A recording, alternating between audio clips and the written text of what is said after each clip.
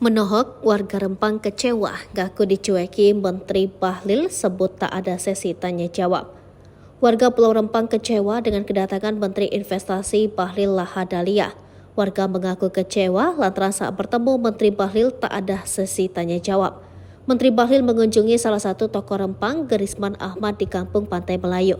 Beberapa menit panjatan doa penutup acara selesai, beberapa warga dari kalangan ibu-ibu maju dari tenda mendekati Menteri Investasi atau Kepala Badan Koordinasi Penanaman Modal RI Bahlil Lahadalia. Polisi yang berjaga dengan sigap menghalau seorang ibu yang maju mendekati Bahlil.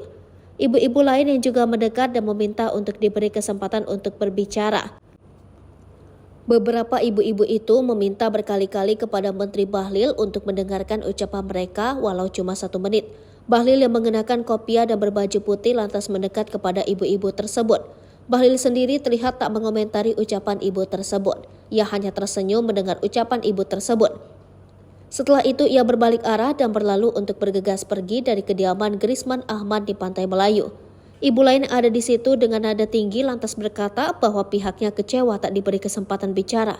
Ucapan itu ia lontarkan setelah Menteri Bahlil berbalik arah.